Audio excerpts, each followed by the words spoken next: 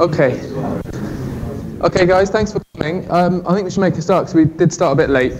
Not that I've found 90 minutes worth to talk about, but I'm Stephen Wing. I'm a doctor, neurology registrar, slipped into research quite recently. And I'm going to talk about email and the power of Inbox Zero. And I hope I'm not preaching to everyone who's converted. And I hope people here are really, really bad at email, so I can show you a few things. But I once was terrible in email.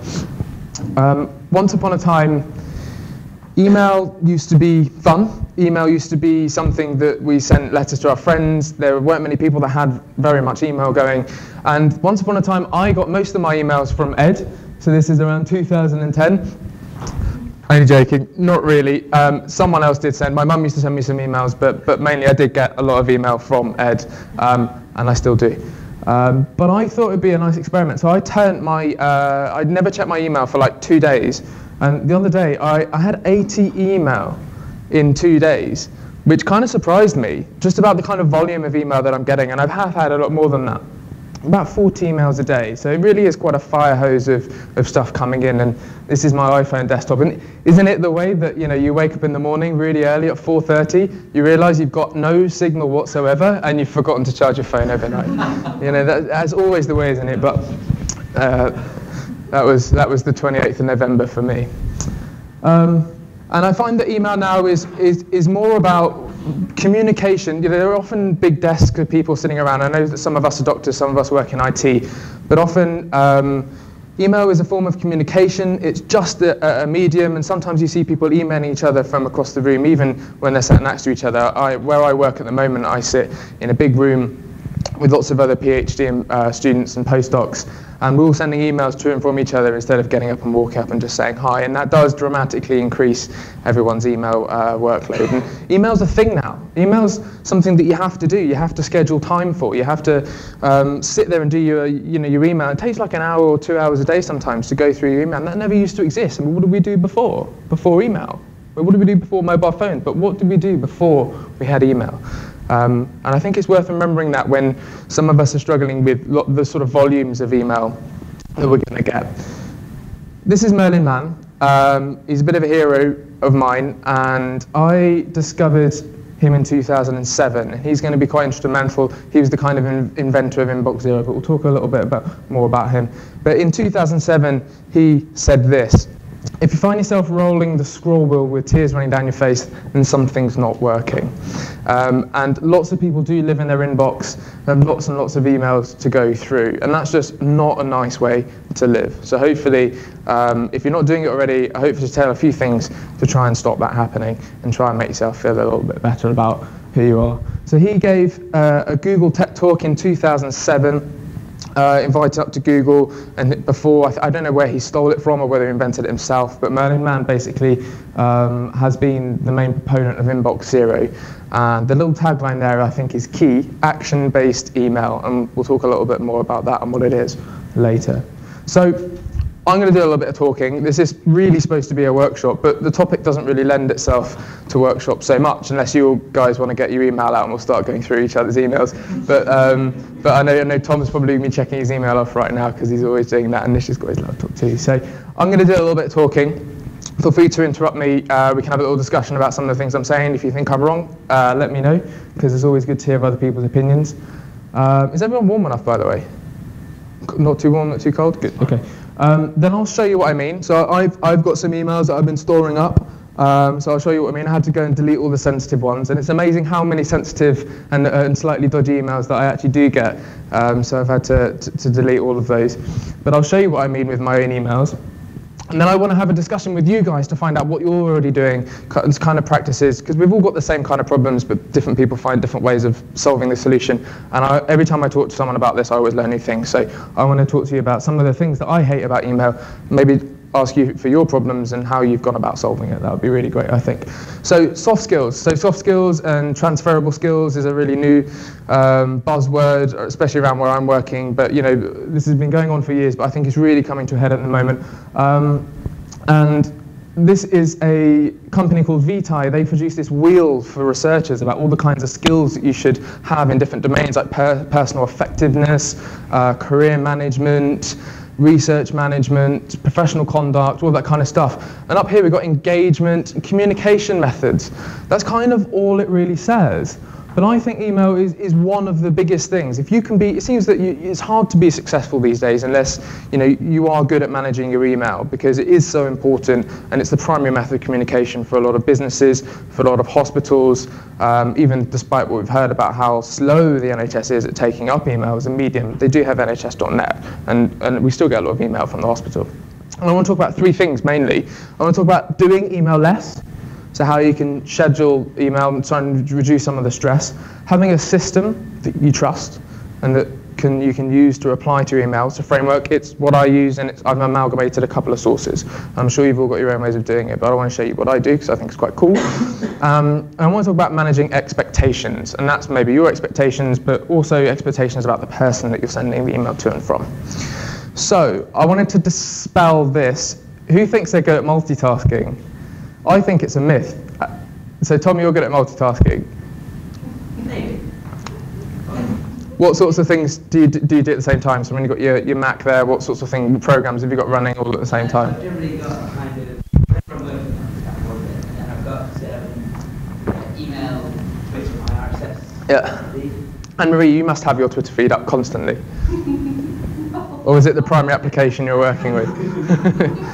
Yeah, but it is a myth because we can't multitask. We can be part of, we can do things very sequentially. Yeah. Fierce debate in the research community. So some psychologists or neuropsychologists think that multitasking is a thing and that people can do it, and others think it's not. Personally, I think it's not. Some guy came to talk to us only Tuesday, Peter Reeves, and he was part of this review that was published in Nature Reviews Neuroscience a couple of years ago, I think.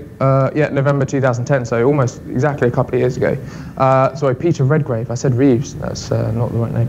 But he was actually a funny guy, and he, with colleagues, drew this diagram. And he's talking about the basal ganglia. The reason I'm interested in this because I work on Parkinson's disease, and he thinks the basal ganglia, which, as you know, is involved in Parkinson's, is involved for selecting from multiple inputs. So if you talk to people who do functional MRI and people, they think that ideas come from the frontal lobe. So you've got generate lots and lots and lots of ideas, and it's these loops from the frontal lobe that take in your sort of sensory, your motor inputs, your feelings and emotions, and they process them just running in parallel. And the basal ganglia are what's selecting for which action you decide to take, whether you decide to change direction or stop, or whether you decide to do an action or not do an action, or to even have an idea. So I thought that was quite an interesting concept, and for me it kind of solidifies the fact that we can't multitask, and that when you get interrupted you have to switch from one task to another, and that has a certain emotional cost. It costs you a little bit of time each time, and it increases your stress levels. So if you're checking for a new email every 5 minutes, then you're checking 24,000 times per year. So if you've got your email constantly checking for you every 5 minutes, and you get an interruption, and you get interrupted 24,000 times per year, that seems quite excessive. So I turn all of that off. So I don't have any email alerts. I turn everything off. I turn my badge app icons off, just to reduce my stress levels. And I schedule time for email. So I do email usually twice a day. Some people, if your team's really heavily dependent on email and you're constantly waiting for inputs, then some people have a sort of hour rule, so maybe check once every hour, and then the rest of the time get your head down, do some work, because I find it quite stressful just being interrupted the whole time. And then there's this book that I found online where I was looking for interesting. I've read some reports over the years, and especially Daily Mail is very good at showing these reports about people using their BlackBerry and having accidents. And this book is hilarious. It's free PDF. If you Google the title, you'll find it. But it's worth looking up because it's some funny stories in it. But I think all I want to say really is to do email less, to schedule email when you want to do it, because email's crazy. People have got unprecedented access to you. So no one's going to come knocking on your door or give you a phone call at 9 o'clock on a Sunday evening. But people are more than happy to send you an email. And if you're there checking it, they've got access to you 24 hours a day. And I think you need to protect your own time a little bit. And I find it really, really helps reduce stress. So this is a sort of index card from Merlin Mann. So assuming you have healthy innards, consider processing your email no more often than you urinate. And I think that's quite a good adage. So So that's what I try and do. It doesn't always work. And we've mentioned about stress. Does anyone get stressed with email? Does anyone find it difficult? Like, Bernard? Yeah, because our university sends things and they expect you to, there's sometimes like up-to-date information and they expect you to know it in now 15, 20 minutes. Really? Because all other medical students have it on constant notifications. So if, for example, you get notified for an event, the first 3 people get to attend. So it's like competing with other people? Yeah. So there's a pressure there for you to check your email? Okay. I'd like to add to that and say that one of the issues that I'm interested about, if you leave it this time, how do you deal with the time-sensitive emails, like when you get sensitive? Yeah, that's important. And I suppose what a lot of people do is sometimes you get these emails sent around in companies to big groups. So like 20 people get emailed and say, can someone sort this, or does someone have the answer to this? So what when Merlin Mann gave his Google Tech Talk, I think some of the people at Google were saying sometimes they just sit on it a little bit and wait, and then someone will eventually answer it and they go back and maybe the question's already answered. I don't know. I'm just trying to respond, so if that mentioned. Exactly, yeah, no, that's it. I think we need to change the culture around email.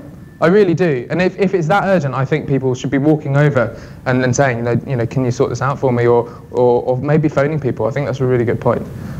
Anne-Marie? My email stress is because I, keep working with different places. So the day that I'm a GP, whenever I check my university email, and then remembering, not replying. So you've got multiple accounts, right? Mm-hmm. So you've got multiple accounts? Yeah, well, my NHS doesn't really. Yeah. What do you do? Do you forward it all to one account, or? No, I actually just don't, but I've just recently started using the flagging thing, so I'm not actually going to respond to it or deal with it, but I just flag it and then if I can only. So you scan your email and look for those time-sensitive things. I'm going to need to deal with, but try and leave it so that I do it later on. That's not a bad thing. Scan your email, check for interesting things. Yes? I'm combining my email account. I do work at PCT, the practice, and then the SHA. And I struggle to doing the email a day. And on Monday and Friday, I'm a GP. I got a bad habit of I've got 2 screens in my room. Twitter feed on one. Yeah.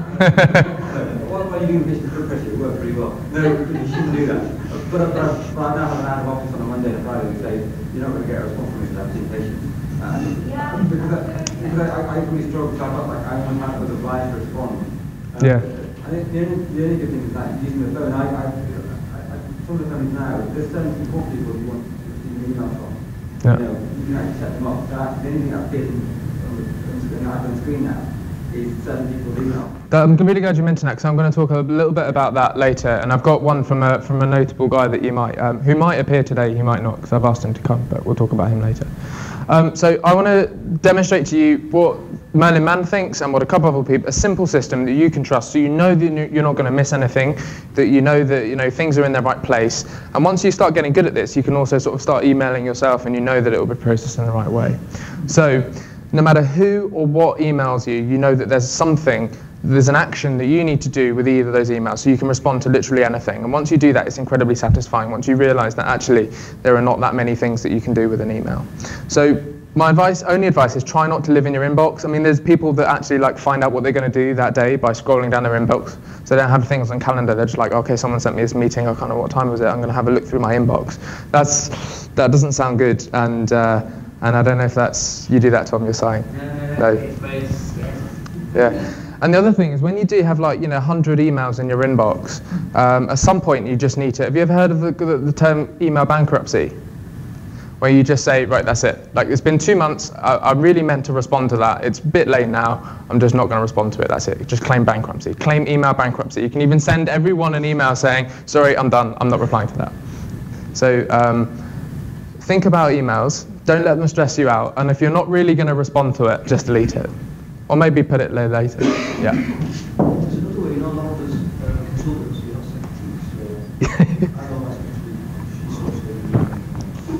That's awesome. Yeah. So maybe she should be here. Why did you not invite her?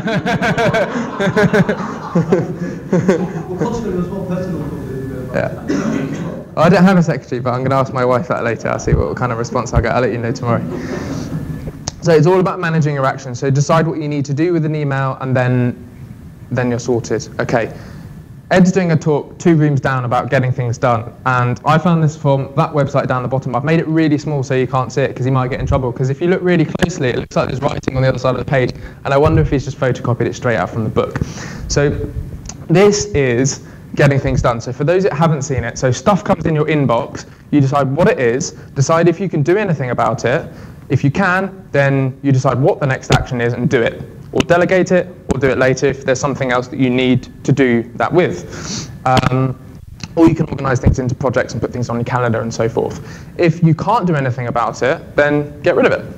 Or incubate it. So if there's something, more information you need from someone, you might wait on it, and that will become important later. Or you can keep it for reference. So if it's not something you need to do, but you might want to see it later, then keep it for reference. This is an alternative that I found on the internet. This is my wife's approach to getting things done, right? So she does that. So getting things done is David Allen's book there. It's really worth a read. I've never seen this book because I read it on my Kindle, but it's a really good book, especially if you're on holiday. And I had to actually schedule it on my calendar to actually read it, so that's quite meta. And there he is, look how happy he is working away there, good old David Allen, he looks really pleased, doesn't he? And there he is finishing his work in the garden. So look how happy he looks, you could be that happy if we were all sort of this organised. So David Allen, get things done, it's all about capturing, processing, organising, reviewing, and then doing. The kind of thing that I want to talk about for the most of the rest of the talk is processing. So I think that what's helped me in the past year or so is getting into the habit of not checking email to respond to email, because you don't have to respond to every email. You have to check an email. You don't necessarily have to respond to it and write a reply. But I've got into the habit of processing it, and I think separating processing from doing the email and organising it and reviewing things is much, much better. And actually, now that I've got fairly good at it, I actually use my email to capture things. So if there's something I want to remind myself of, because I know and trust my system, I'll email myself, because I know. And have you ever met those kind of people who say, yeah, I'm really interested, could you just email me? I've got to go. And that's how they do, because they've got into the flow of email, and they like email, and that's the way they deal with things. But they probably spend a lot of time doing email. Hopefully this will make it quicker. But what about Merlin Mann? So that's Merlin Mann there. What is Merlin Mann going to say all about this? So he's all about actions, so doing. So he turns all of these into verbs. Okay? So what are you going to do with that email? And I think that's a nice way to look at it. So his verbs are delete or archive, delegate, respond, defer, and do. I think they're self-explanatory. So delegate, you're going to ask someone else to do it. Respond, if you can, within 1 or 2 minutes. Why not just write a quick reply if it's just a piece of information someone wants? Defer it, is that you're going to do it later? Or, is there something that you need to do now that you can do it? He says these 3 things as well. So email's just a medium. So it's just a medium for us to communicate and get into the habit of processing and process to 0. So just for the programmers, because there are some programmers here that don't necessarily understand words so well, that's a 0 there just to keep you in the loop. And convert things to actions, as I've said before.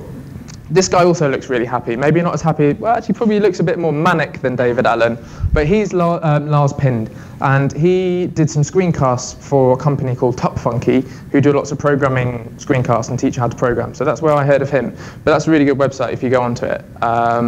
And he talks about folders, and I think these map to the verbs pretty well. So his folders that he proposes, and I didn't use all of these at first, are action, archive, notes, receipts, tickler, and waiting. So when I first started, I had action and archive, I didn't have notes or receipts, and I had tickler and waiting. But now I have all of them. I found a need for all of them. I didn't see the purpose of them before. So there's Merlin Mann's verbs: delete, delegate, respond, defer, and do. And there are the folders that I have for my email. So have you seen people that have these 24 folders, and they've got well, does it go in? Right, well, it's 2012 and it's stuff about patients, but it's stuff about patients that I see in the Monday clinics. I'm going to put it in the Monday folder, and this is something I need to do. And they've got this massive hierarchy of folders. Don't do that. We've got search facility these days, so that's the purpose of the archive. Just chuck it all in the archive and you can search for it later. So Gmail's got a very good search. I use mail.app. Even Outlook has a search. I've never used it. Does anyone use Outlook? Use Outlook. Does it have good search? Yeah? The latest version. Do you do that? Do you search for things, or do you have massive taxonomy for folders and stuff like that? Just search, yeah. I mean, that's what I think most people are doing that now because it's just so easy. These four, you'll notice, are pretty much the same thing, but there's a little separation that's kind of handy. So they're all archiving things. So archive, just a big archive.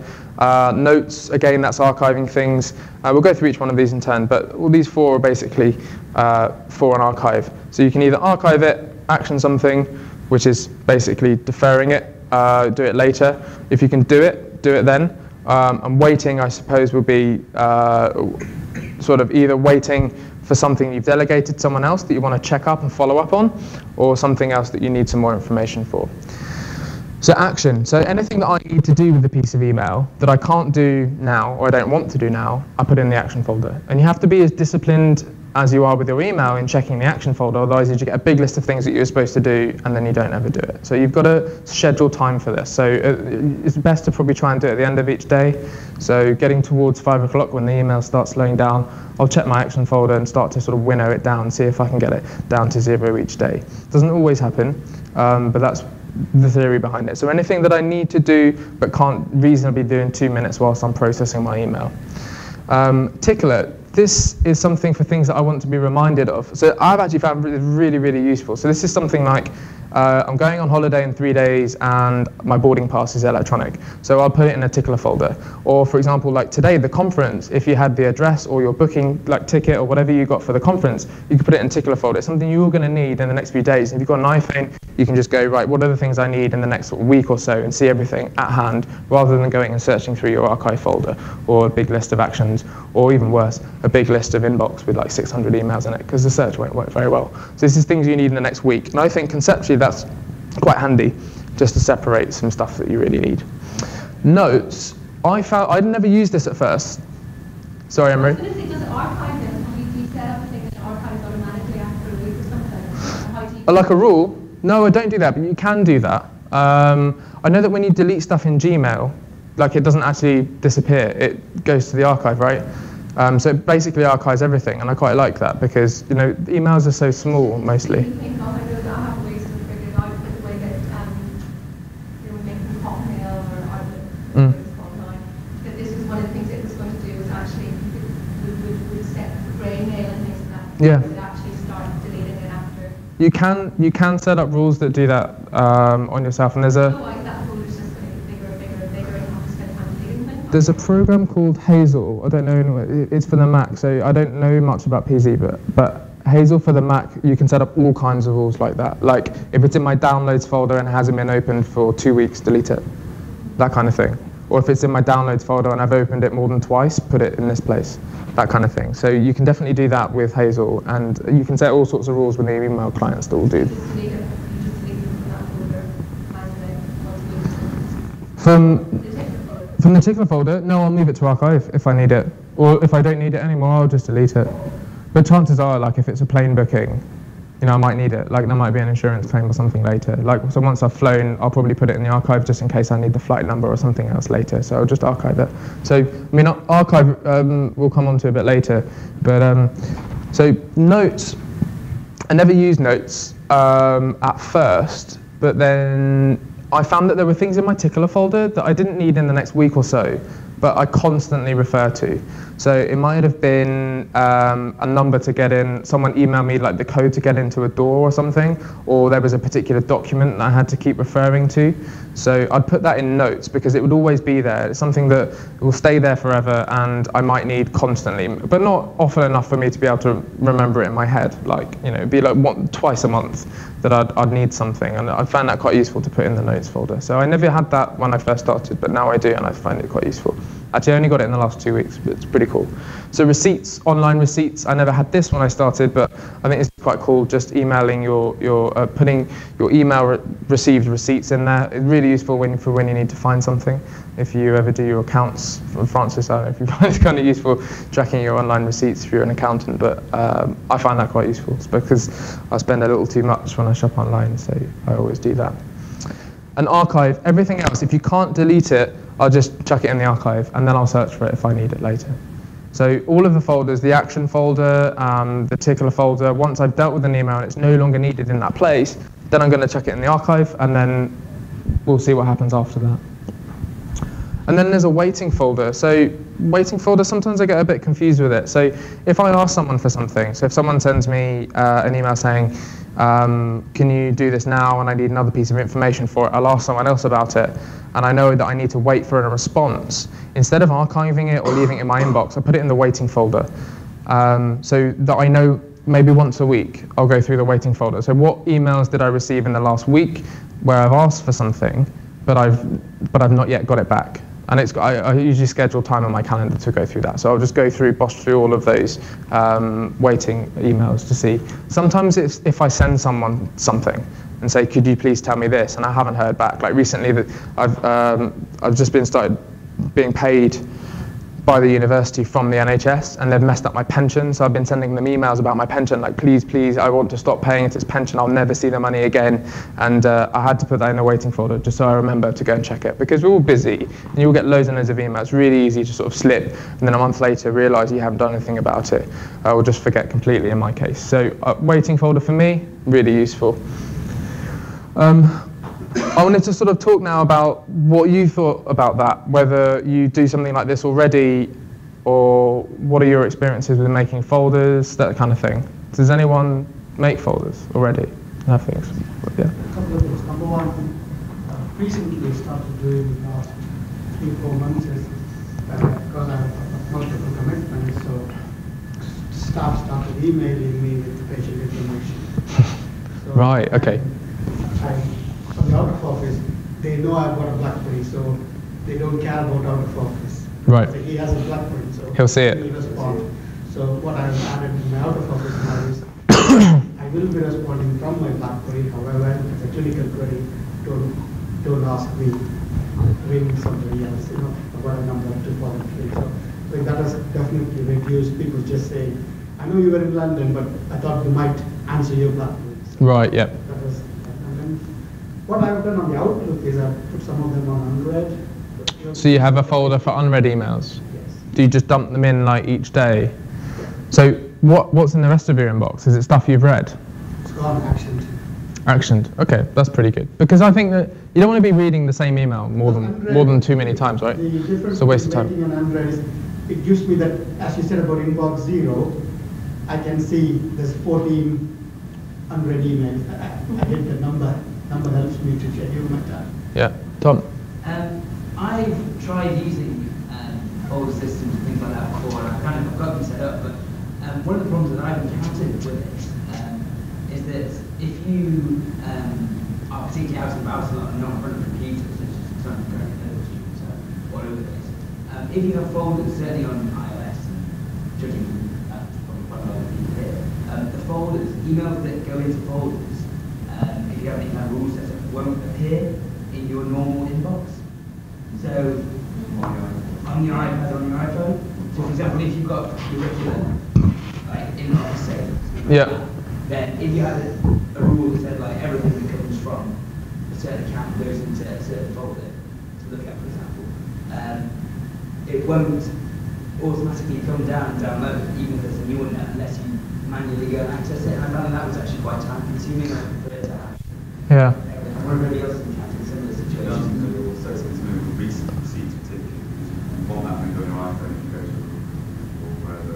Yeah. It's really useful for that kind of stuff. Look, I have paid. Look. Not really kind of like, works really well. I've been using the iPad and iPad for a while and never had an issue with it. Do you go and manually check each? It depends on, if I know that on the whole, which I know very well, I'm used to the folders. The biggest issue I have is that using NHS Mail, it has a easy archiving that you can remove. And so it's usual. So I think one of the things we need to do is they're about the NHS Mail contract being extended now, and they're about to do NHS 2. So the next version, and one of the big things we're pushing for is decent archiving services. I kept pushing my account. I've got a 1 GB account now, and still, I struggle to. Issue account. So the other thing is, if you're struggling, most people get given a standard 50 megabyte account. 200, 500, they can for request to have it increased. But most people in your area aren't using it. And I have an unread mail folder, And so then tried to put everything into that for the last month, and then on training again. How's that different from your inbox? What's that? So what's in your inbox if you've got an unread mail folder? This is your bit of action. Yeah. So Oh, okay. Have it, quite a lot of things come in, and I've got at some stage either read a document or do something else with it. It's when you do it. And normally on a computer, like Outlook, I can see it very easily. So you're kind of already doing this, but you've kind of separated it. It's unread, you have to scroll Documents quite a you've bit. got to read, but you're not going to do them. Yeah. So and you wait until you're doing on a you're on a train journey, and then you sit down. It doesn't need to be done even in the next month, maybe, but you need to go through it already. Yeah. Sometimes You get rid of it eventually, but you have to take in the information at some point. Yeah. Yeah. it will be in several pages. If you scroll for the unread on your inbox, sometimes it takes time rather than put in the folder. It's there. Otherwise, in your Outlook, I have to go keep scrolling, or if I'm on BlackBerry, it's very, very difficult. Right. Okay. Whereas So if I have it the on unread, yeah. I can just click that folder and then I'm So the device is kind of shaping the way that you set your email up. Okay.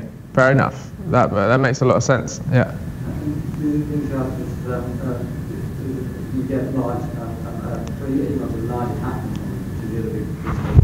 So then on the move now, especially nowadays, you try and get light devices on. So I use Office 365 as my board, like a SharePoint device. Yep. So everything's live that comes in, gets saved onto that, I can actually access it from wherever I am. And the benefit of that is you get large attachments, you save them onto your desktop at work or whatever you used to do, and then you go to a different organisation and move around. And each organisation has admin access rights, so they won't allow you onto that one. So most of them will allow you to get into Office 365 very easily. So I store all my documents in Office 365. But no, Office 365 is So Alex, you were going to say something about this. What all of that is not necessarily okay to use Yeah. this information. Drop Yeah. information, I can totally accept that. You just need to be very careful with cloud services. Yeah, because the temptation is, because I've got several email accounts and I have them all feeding into, I've got an iCloud account, so I have them all feed into that. And I really would like my NHS mail to go into the same thing, but you just can't, right? You can't be archiving patient details, and that's what NHS mail's for. So I find that quite difficult, actually, because it means you have to have two separate email systems, one that's secure and one that's not secure. The biggest attachment generally comes from managers, usually 2 MB of policies. The policy folder, it goes in there and gets dumped. Who's in primary practice? Is there lots of you in primary practice? I'm not, but You mean like GP? yeah, like GPs. Who's The really annoying thing used to be people sending around documents from the health board, PDFs, and it's signature scanned in, and took absolutely masses of space. And there were things from the LMC then saying about how to manage agreements. Like, well, actually, if people started being good about what they sent with the email, would be a start valid. What I've informed our trust communication, that they're very grumpy, but they agreed, is don't send me policy, send me a web link. I'll go and read the policy if I want to. Are you not a bit distrusting of links though? Because do you know when you get these emails from Facebook and stuff, I'll never ever click on any link that comes from an email that looks like it's from Facebook, just in case it's something dodgy. So if it's really from Facebook, I'll log into my Facebook account, and whatever it is, if it's that important, it'll be there. So I always worry about links. You never know really what you're getting. No, I'm talking about in the hospital when they send Right. policies. Right. They send you like, this is the restraint policy. Well, if it's an intranet link, then what happens? Like the intranet, Yeah, what happens then? intranet, and says, give me a link. Or if you're at home? You don't need to look at the policy. Very, very smart man. Separate work and home life. I love it. Yeah, that's good. You do need to look at it in person. Yeah. It's not difficult nowadays. You've got a remote access, or you can ring a ward and say, can you send me policy PG03? They'll email you. Yeah, that's a good approach. But what do people think about the folders? So I'm just going to go back a little bit. There's last pin. So what do people think about the folders? Can you think of anything that you just don't see the point of, Tom? Well, I have a question about, with these folders, I think it's a really good idea. Where would you put like an ongoing email conversation? Like a thread? Yeah, like some of the stuff, for example, that we've had on Basecamp, things like that. Stuff that you need to follow. Yep. If you don't directly need to reply to. So hopefully I may have processed it by then. So maybe half that conversation is already somewhere. Most of the ones we've been talking about at the conference, I just delete. Just sit there like this, just deleting them, as you may have noticed. But no, seriously. No, it depends what needs to be done with it. So some of the emails are just people for information, and I may well just delete it once I've taken that information in. If it's something I need to hold on to, like someone sends the address of the venue out or what we're eating for lunch, I want to hold on to that, so I'll put it in one of the archive folders, either one of these. Probably, Tickler would be something for an address or what I'm having for lunch next week. And if it's something I need to respond to, but I'll just do it there and then, as most of the time, I've got a few sort of quips and jibes that I sent back on the Basecamp emails quite quickly. You'll notice that comes fairly quickly when I process my email. But then if it's something that I need more information for, then I'll put it in my action folder. So I know that when I've got some spare time, I can sit down and go through all the ones that I need to sort out. So even though it's threaded, my mail application actually has threading, and Gmail does too, right? So I'll put it in there. Does anyone use Gmail? Does anyone like Gmail? Yeah. I've got a Gmail account. I don't use the interface though. Does anyone use like the web interface for Gmail? No. You do? It's good because I find it really easy because you never have to delete an email with Gmail. I find it very easy just to scan, and you can very quickly ignore 20 emails in a day, and actually don't delete them. I just leave them in the inbox. Yeah, and I find it's never a problem as long as you're checking it once a day. Because their search is so good, and you can do really clever things in Gmail with starring and tagging and that kind of thing. So you don't necessarily automatically as well. Oh, it does. Well, if you respond to an email, then it becomes an important email. So it's very easy to search through those things. It does part of this for you. Yeah. That's quite useful, and it probably comes on to the next point that I wanted to talk about, which was just cheat if you can. And we've already spoken a little bit about this, and some people have mixed feelings about it. Filters, if there's any sort of filters you can do that will, I know Apple's very keen on this, very important person thing. You might have seen that crop up on the new version of iOS. I don't use it, but the idea is that you have a list of people who are important to you, and you must check their email straight away. So even though you get 40, 50 emails a day, the person who you really want an email from, like your supervisor or your boss, will go into this very important or your wife. Yeah, will go into the very important person folder, and that means you can get to it as soon as you need. And I suppose that's an interesting thing. I don't use filters myself. I don't know if anyone else does. You do use filters. Reddit, what do you use? I use it because there's several projects that's going on at the same time. So my folder system is basically based on projects or based on things that are happening. Really? And then the filters are based on the contacts I have. Yeah. So then they automatically go to those projects. And then if I want to work on that project, I just click on that. Yeah, because many people may not know, but we actually worked on a project together, didn't we?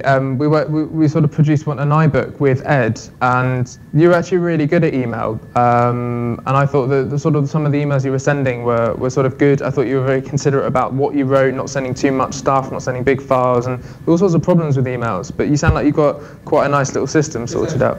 I use Thunderbird on my laptop. So that's Mozilla's Thunderbird, right? And then, because that has all the starring, all the flagging, all the folder system, and that's sort of my hard electronic copy. Yeah. And then I have my phone, which I only set to a certain limit, and then that's my filtering system. So whenever things that needs to get done, I send instantly. I reply on my phone, and then the downside is I spend a lot of time reading emails twice because then I go home.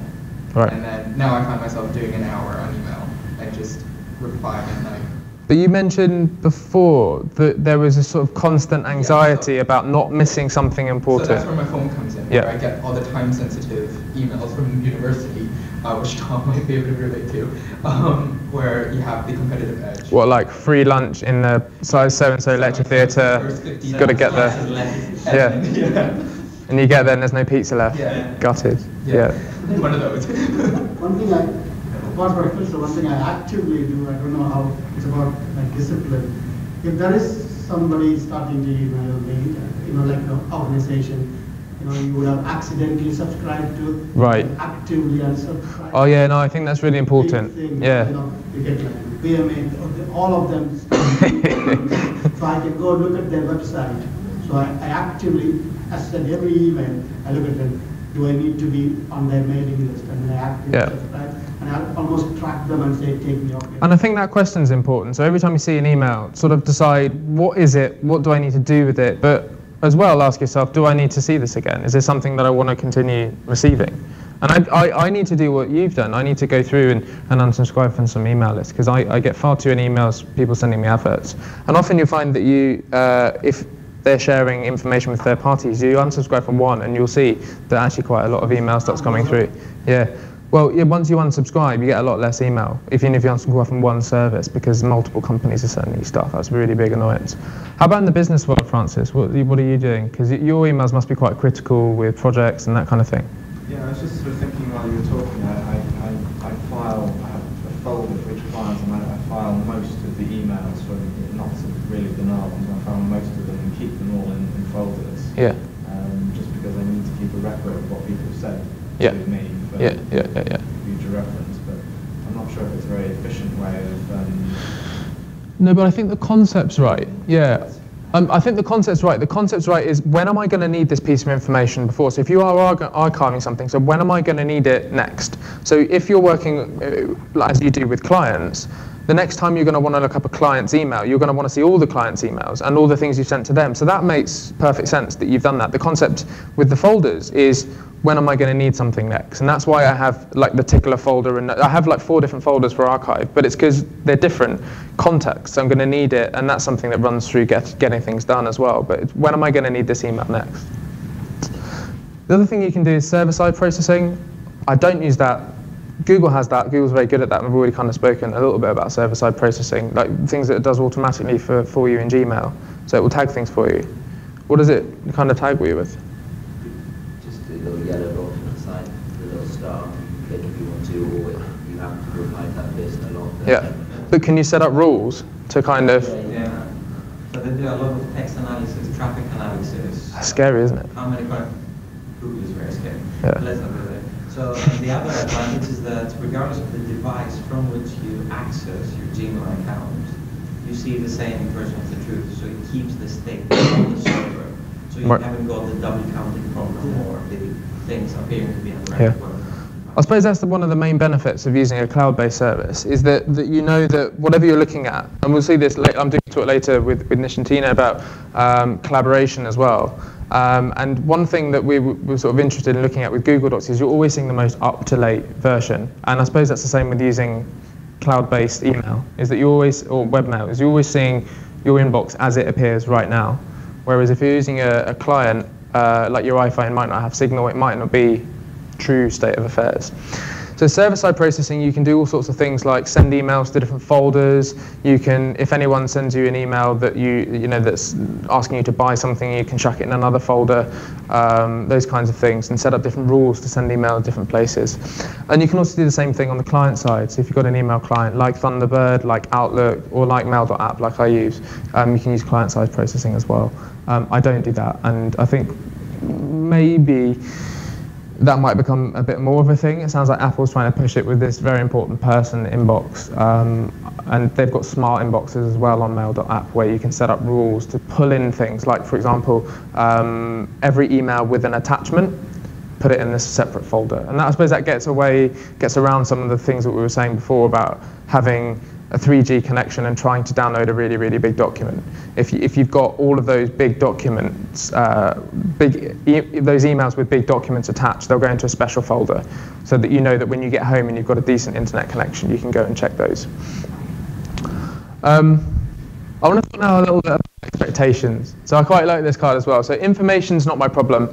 Expectations about what I'll do with it and when is my problem.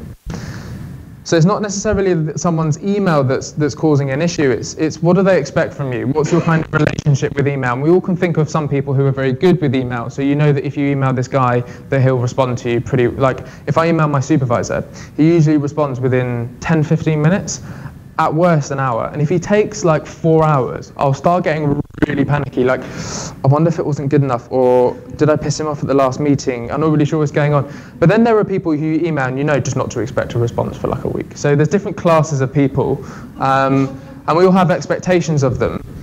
And I suppose we need to define for ourselves what kind of email person do we want to be. I mean, I would like to be the person who doesn't necessarily respond to everything straight away and is very terse and rude and gives one-word replies. I'd like to respond to everything, not forget everything. So I'd like people to think of me as someone who would respond to their email and haven't just forgotten, because sometimes you think, I wonder if they're really busy or they've just forgotten. When's reasonable for me to email them again, assuming they've forgotten? So I'd like to be considered as someone who doesn't forget, will respond, even if it takes me a day or two. I think that's the way I'd rather be, but everyone's different.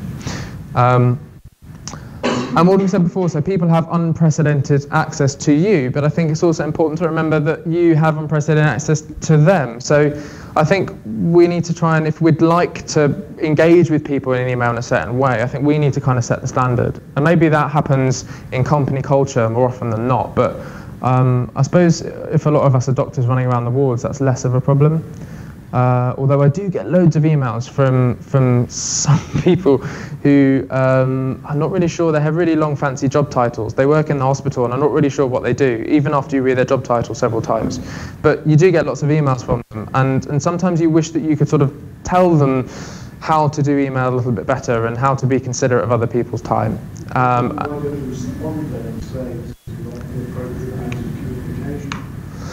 Yes.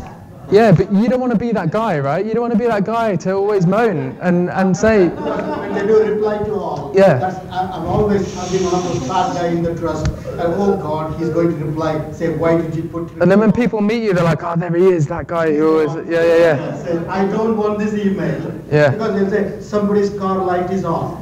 Why do I, Yeah, why are you emailing this? Yeah. I'll be getting it. Yeah, no, silly, you're right. And yeah, these email lists, I mean, they're really terrible, aren't they? We get so much junk email.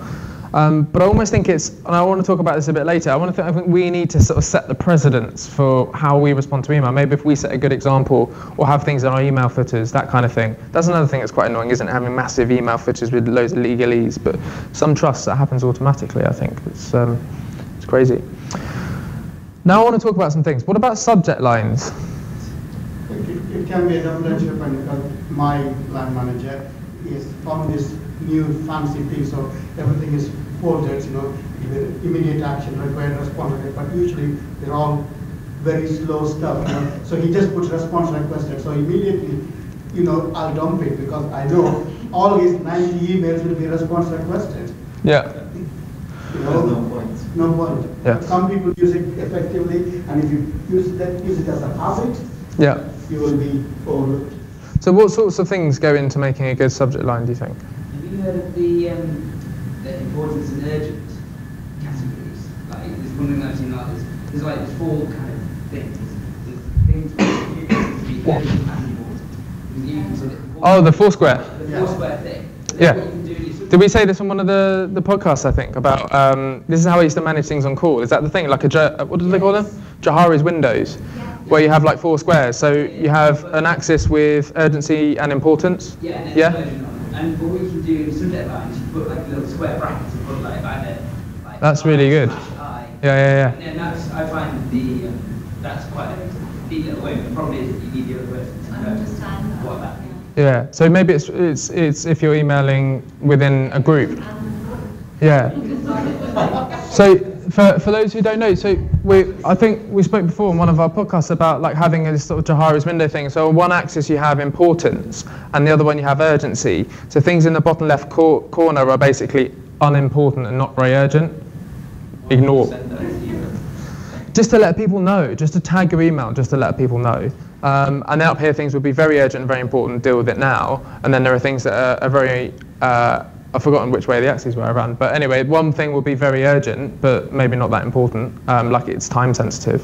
Another thing might be quite urgent, quite important, but not very urgent. You get to it later, Francis. Just one thing I've noticed, a very unusual group of people is investment bankers who really? write an entire email with subject line.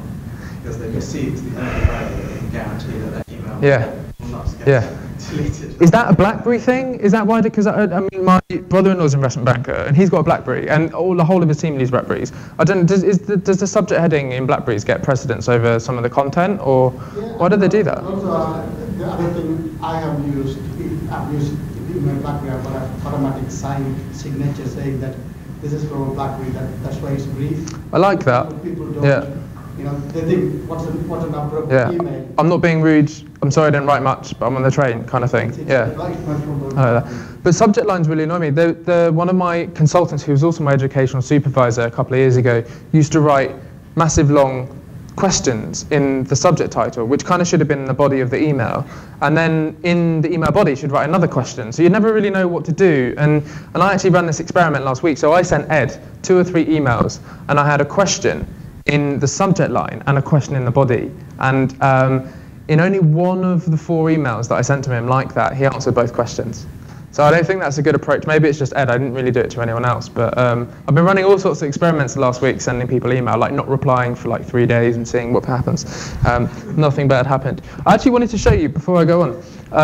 And let's do this. So there are little things that you can do at the end of your email subject line to tag things. So you can just have like a brief bit of information, and some people put like for information, something for you to do, or FYR something for you to review, an invitation, a question. So just say a little bit about what the email is, and tagging things like, is it time sensitive? Going back to what you were saying, Tom, about the sort of urgent and importance thing. I think that might be quite useful.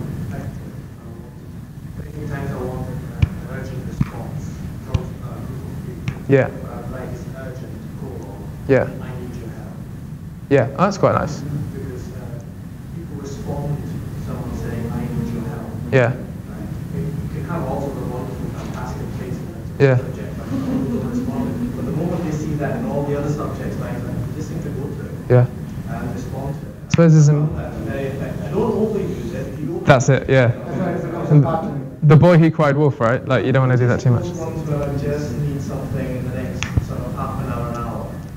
And it's amazing I get a good response. Yeah. You find, is that where you're using the actual red exclamation? I use the red exclamation and actually write urgent in capital letters, colon, and then I need your help on this.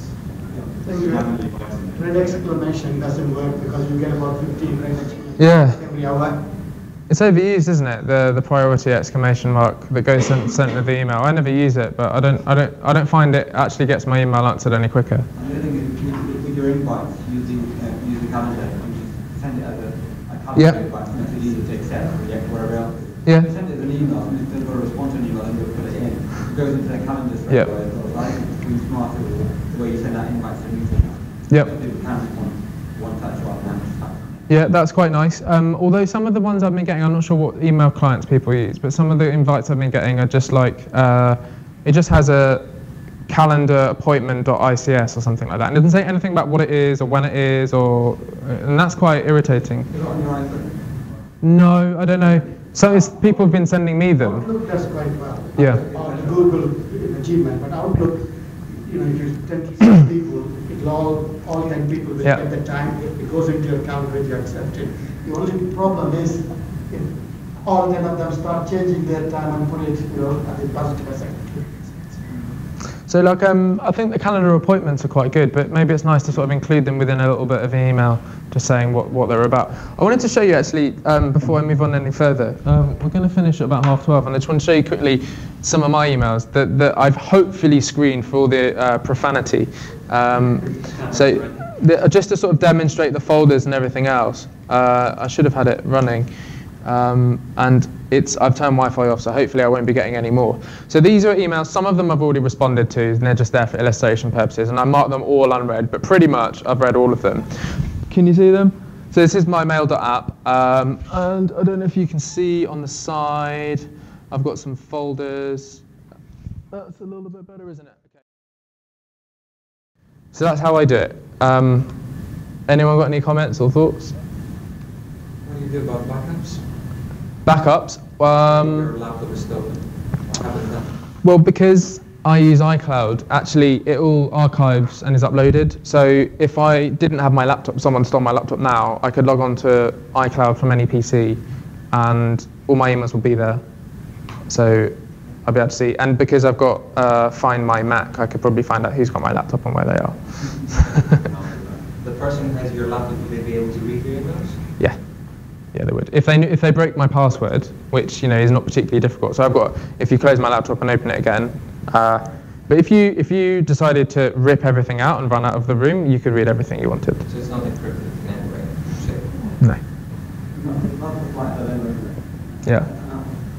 And I think we are looking at the software, and the crash the Mac encryption. We encrypt PCs drops very regularly. Yeah. Probably as soon as you encrypt them, it takes 2 minutes to load, and queuing up to drop. That's the challenge to get past that, and you get minimize it where we can. That is safety encryption. But let's make the point that if anyone really wanted to get into your encrypted email, they could. Like, it's not like anyone with enough skill could do it. Like, it's, but it makes it harder, right? You've got to put a level on it. So it's the same with the argument about using your iPhone Yeah. and having your HFL on it. Yeah. The whole point is actually the reason you can't put HFL on that is after 8 attempts, it's been deleted. Yeah. Ask Ed about this. Ed's very passionate about the whole paper electronic thing. And I think actually electronic's probably a bit more secure than paper, because if you had a piece of paper in your pocket, it could fall out and anyone can read it. Literally anyone who understands words can read it. Whereas if you have something on your iPhone, it's password protected. So I think before you can have NHS Mail on an iPhone or a device, you need to have a password. You can't have yeah. True, there's a lot more information there, but you can also remote wipe an iPhone. You can also remote nick it, which you cannot do with a piece of paper. That's worrying, yeah. So if it's in the cloud, there's the worry that people can nick it. And it goes back to the Google argument. How you never really know what relationship you have with Google, and are they mining your emails, and if there's patient data in there, is that a problem? There's I went to a really interesting talk from the head of the medical report bit. Yeah. And he said that actually, contrary to what people think, cloud storage is actually more secure than anything else, because you think about it, you've got your hospital, and your hospital email, you've got your IT administrator running it or whatever. He's not only looking after security and all that, but he's also looking after like, the infrastructure and things like that. Now, their entire livelihood rests on the security of that data, so in actual fact they've got consultants and staff members whose full-time job is to make sure it's secure. So actually, if you can set it up, he was arguing, what a really good argument before, that it's actually more secure to store stuff. I guess the issue is it's not encrypted, which wouldn't be so hard to do if you knew how. You can encrypt quite easily with most email programs. I think you can encrypt archives. So once you've archived like a whole load of email and store it on a folder, you can encrypt it. But you can't encrypt it in the cloud. Government email, even the GSI emails, it is, you can send it to GBLA, it goes through a pipe, it's a GSI email. So there's a program called TrueCrypt, which is free. Yep. You can encrypt anything you want, and you keep the encrypted folder. It's your encryption, it's nobody else's encryption. You can store that folder on the back. Yeah. And then you just have to. That's a good idea. So would you have that in something like Dropbox or a cloud-based thing? Yeah. Or you want to have an encrypted folder. It's completely encrypted. Nobody else can. You set up your own encryption. And could you like have that as your email folder where all your email was stored? You could store email. Potentially. Require a lot of setup, but once it was set up, it sounded pretty good. It's just an extra password. It's an extra password. Yeah. Yeah. I think you've got to weigh up the cost of that, the number of times there is a person, which is that sensitive, against the times when actually most of the time it isn't. We put a lot of weight on the back, actually this may happen. And actually, as you said, people out there, if they want to do it, doesn't matter what level they will do it. Okay? And how many of the individuals are out there trying to do that? Probably a few just to prove a point, but actually most of them. So I think the way people aren't interested. Yeah, they're not. And most of our email, those things that sensitive, they don't send you by email. Most of the you don't want to look at the policies. Anyway, if anyone using Gmail should be looking into two-factor authentication. So Gmail are doing a very good job at that. Yeah. And if you're using a Gmail on your mobile or laptop or anything over IMAP, you should do application passwords. So that if anyone sniffs your password over a wireless network or anything, or if they steal your laptop, they only have access to that throwaway password and not your complete. Does anyone know about that? It's called two-step verification, and you basically have a password to get into your Gmail account, and then if you log on to a new computer, it will have your mobile phone number and it will send you a text message, and you have to type in that code. So not only do you have to know the password, you have to have your mobile with you to be able to get into Google, which I think is quite useful. And you have what's called application, because you don't want to do that every time you log in something, you have application-specific passwords. So in your email account, you'll set up a specific password for that application that's unique to that application. And you have to do that. I mean, it takes a little bit of setting up, but once it's done, it's fairly painless. And it's a good level, an extra layer of security, if you like. Let's move on a little bit. Has anyone seen this? So in the programming world, people have what's called tickets, and I'm sure they have this in lots of other industries as well, where they send people bug requests, like bug reports. So I know one guy that works in our group who likes not one big email with loads and loads of questions. He likes lots and lots of emails. So if you've got 3 questions to ask, send 3 emails. I mean, that would really scare some people because you get like 3 more emails than or 2 more emails than you would have otherwise. But I think it solves a little bit of a problem where you get these multi-questioned emails. Well, I've got an example of one later. Does anyone like that idea? Does anyone use that idea? Does anyone send emails or like to receive them that way? Yes, it depends on what your role is. If your role is FYI, keeping an eye on activity, then it's fine to have aggregation. If you actually need to respond, this works better. Yeah. I mean, I quite like the idea of it. I don't do it. I don't send emails like that because I think you have to set these expectations somewhat. So like Tom was saying, if you have a special sort of code between the other person needs to know what that is. And I think if you're working in a company or a group of people, or you're working on a project, it might be worth just sort of setting that up at the start, and I think it will pay dividends in the future. So, if there's a person that likes their email sent in a particular way, like I only found out the other day that I keep emailing my supervisor all these reports, and he hates them electronically. He wants me to print it out and give it to him. So that's what I've been doing, and I didn't know that until I asked him, but it's worth having these conversations with people you email a lot. You Google email etiquette and there's loads of them. I've got an example somewhere. And I don't agree with everything they say, but each to their own, I suppose, which is why it's worth discussing.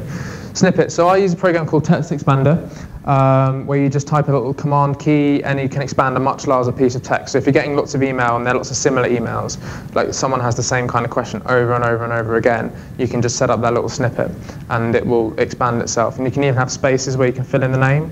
So like dear, and then you just type Jeffrey or whatever their name was. So that's quite a time saver. But you can also store it as like a text file.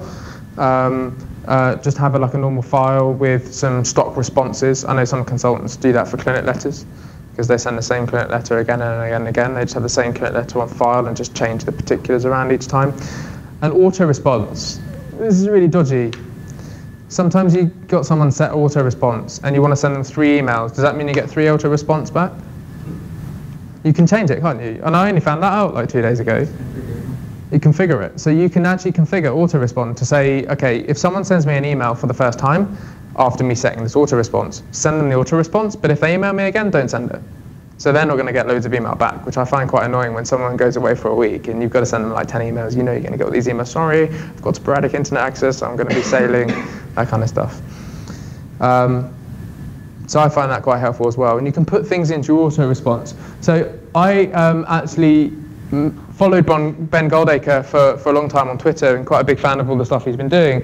And he actually came to talk to us in Cambridge. And I emailed him saying, look, if you're around, come to the Digital Doctor Conference. And he said he might pop in, so I emailed him again this morning. He might pop in sale tomorrow. He probably won't, I'm not expecting him to. But he had an auto response. He's not got his configured, so every time you send Ben Goldacre an email, you will get this response. But I think it's quite useful, and it went on. It was like it scrolled down the page for like quite a few scrolls of the wheel. But he basically says, thanks for your email. This is the sign of someone who's really busy. Like if you want me to do this, call this person. If you're a journalist, then speak to this person. If you sent me a story, thank you very much. If your email's about my real day job stuff, he's got sort of little pointers, and I think sometimes that's quite useful. And if you are changing your practices around email, maybe set up an auto response and configure it. So in the first person, say, I know I used to respond to you within 5 minutes, but I'm feeling a bit overwhelmed. I'm going to check my email twice a day, so if you don't hear from me, don't be upset. Something like that. Just be honest with people, and if you are running something, something you're dealing with, it might be worth setting an auto response to say that. Or just if someone sends you an email saying, yeah, I'm really busy right now, I will get back to it. I'll get back to it in a couple of days. As long as you do that, and if you don't do that, people get really annoyed. So just be honest with people. I think is the key. And it's up to us to change a culture. Inline responses. What do you think about that? What I mean by that is like where you send a big long email, and then they just write in all caps below. I think it's really nice when to do that. So this is the multi-question thing. So I wondered if you were coming, and then people split your email up and answer the question in line. I think what I've found when I've sent, because I sent a few emails like this fairly recently, and I've got it back. And the first thing I was like, oh, this is so confusing. Like I have to go through everything, and I can't really find out what. But it's confusing for them too. It was confusing when you wrote it. When you wrote that long multi-questioned email, they had to like, what am I? They're just a page of text. They had to read through it. Like, what does this guy want me to do? And why do I have to sit here for 10 minutes? And if he has to read it more than once, then, you know, they're going to have to go through again. So that's why I like the ticket idea. But I think the key is to just be very clear with your questions. Change the color. I put the response in red. In red, in all caps. Then you just look really angry. No, I actually put my responses are in red in capitals for you. What do you feel about that? I think it's kind of rude. No, I've told them that's for separating it. Yeah. I actually tell them in the thing. Here is my response. They're all in your questions in red. First person to do this to me was Jeremy Livy, head of the London Deanery, and I thought it was really rude. I thought he was really angry at me. But it turns out that's just the way. I mean, every email I got from him since is like that. Maybe he's just perpetually angry at me. But I think it's just the way he does his email. If you look at it, it's very difficult to differentiate whether it's the email or email response. But I don't want it to be tough. But if it's a different red color, you will know. I actually put my responses are in red. You know, Yeah. So you do this. You find the worst color. Do people ever react badly to it? They're happy because. Does anyone else do that? You do it like. Not in caps. Not all caps rage. No. I mean, a big conversation like this with some of my sort of critical areas where we've got like my response to red and then I'll put my response to green. Then my response to purple, and it's just. What if you're colourblind? It's like it's stupidly massive. I don't know. I don't think there's a good answer for it, but I know it happens, and I'm not really sure about it. I like doing it, but I'm not sure I like receiving it. People put bullet point questions. So Yep. They put bullet point. Yep. Usually the answer goes next to that. Yeah, I have 3 questions for you. 1, 2, 3. That's how you think you can make it better. And that's what I've been trying to do most of the time. Because then it's really clear what's the question and what's the preamble. And sometimes I even separate the context. So this is the context, the lead-in, and this is the question. This is the context, this is the question. So sometimes I do that. I sometimes copy if there's several questions, I just copy the questions and then put it on my own. Because I'm quite OCD, because I quite like to keep things as original as possible. So then people can refer back. That's why you're so good at email. So then I copy all the questions up, and then I answer them within that statement, and then if I want to add something at the bottom, I still can. Yeah. And there's still a flow to the email. Yeah. There's one extra step I'm copying. That's pretty good. So Steve Jobs is famous for his short, terse replies, isn't he? And sort of here are some of them. This is the Telegraph article, top 5 terse Steve Jobs email replies. So when asked whether the forthcoming iPad would support tethering, just replied no.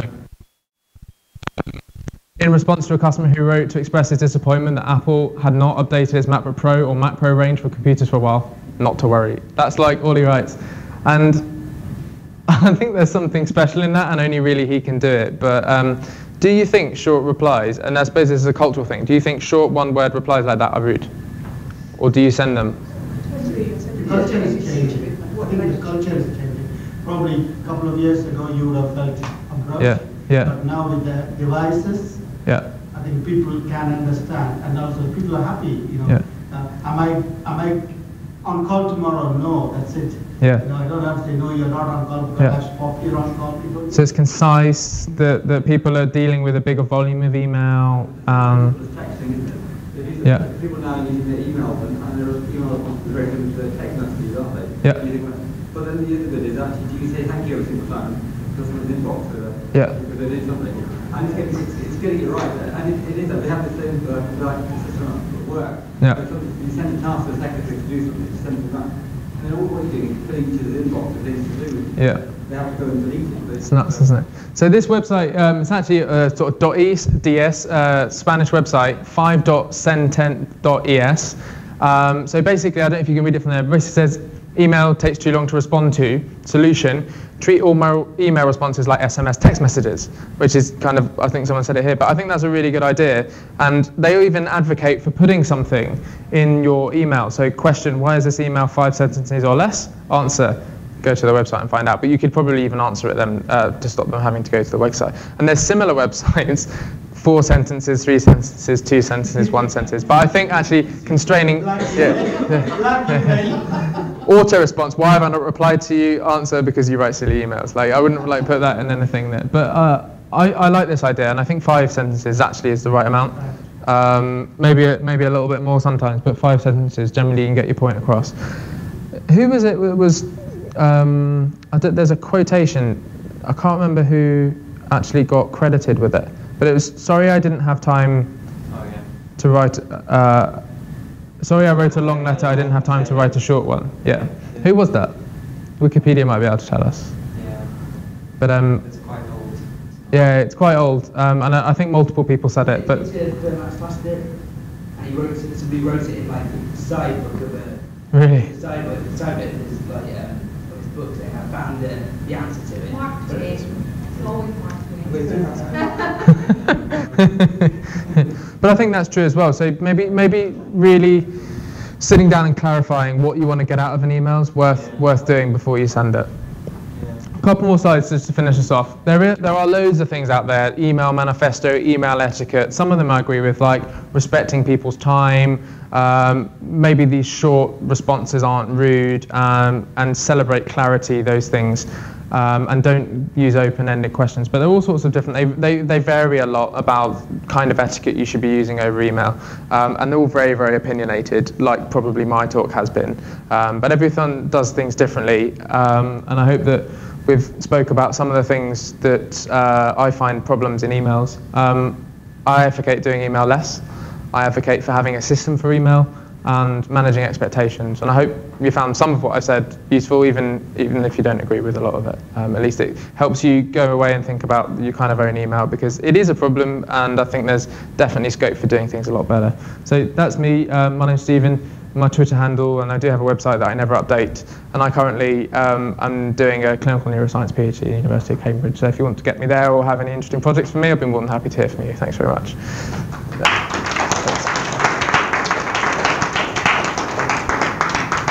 So any time for questions? I think we're due to finish. I've caught up because we was going to have 15 minutes for questions, but we started 15 minutes late. Does anyone want to say anything burning? Or? Yep. The second question, there are organizations out there who stop using email. Yeah, there's... There's that concept, isn't there, where you get to a point in an organization where you can say, there's no need for email, but actually everything that he's doing. And there's one of them called confidence at one stage. Yep. Was this whole thing about where you work on a document or something else, but you never need to send an email. Yep. You all had access to it. It's your versions that were. And yep. It does help you use your email. Yeah, so online collaboration tools are definitely decreasing the need for us to email people, and chat rooms, stuff like that. I know people are using those kind of things, especially when they work in their business. Yeah. So I mean, I think there will be a successor to email, but I think that it's so ingrained and it's so ubiquitous now, email, that I think it will be a long time coming. I mean, look how things are moving in the NHS. We're still not really with it, Francis. So how much you have a system very quickly clearing your inbox? Yep. Folder, yep. Slotting them into yep. other yep. Folders of actionable or not yep. actionable in most terms. But how much time do you think you actually save any time in terms of managing your email? Because you've still got folders that you then need to go through and sort of look at and. For me, yeah. Your inbox, yes, but yeah. You haven't actually reduced the amount of time you spend dealing with email. The places I see that I'm saving time, because potentially you have to read every email at least twice. Yeah. So in that sense, perhaps you don't, and perhaps it would be better to just sit down and do every single email. But I find that I can't do that all in one go. And the places that I save time are when I'm searching for things later, because I know where it will be. I save time in capturing things. So if there's something I want to remind myself of, I'll email it to myself, because then I know that I'm going to process it and put it in the right place. So if it's like someone says, oh, can we meet then? And I'll say, yeah, I'll meet for dinner, and I don't really have my calendar with me, I'll just send myself an email, so I'll meet with like Jack then, and then I'll know that I'll sort it out. So I save time doing that. I save a lot of stress, and when I get stressed I procrastinate and I don't do it. So I think I respond to people quicker and I respond better just because I'm less anxious. But I don't think I save masses and masses of time by pre-processing it and then going through it. I suppose I just cut the wheat from the chaff, and I think it helps me a lot when I get focused, and it just makes me feel better. The important thing to add on is about distractions. You know, nowadays with the mobile culture, I save time on distractions. Yeah. Serious meeting, but everybody's BlackBerry blinks, and and everybody responds. Yep. Sometimes some meetings, people have cultures whereby they keep your BlackBerry away. Yeah. Otherwise, you are talking something seriously, but they are busy responding. Yeah. And it's been it's been accepted, which is a problem. Whereas using these type of thing, batching, I know it's not a good thing for production line, but for email, I think batching is good. Yeah, I forgot about that actually. Yeah, I do save a lot of time in with that. Yeah. Without having to, if I don't get interrupted and I don't keep checking my email every 10 minutes, I save a lot of time that way. Because I know that 12 o'clock and 4 o'clock I'll check my emails. Thanks very much, guys.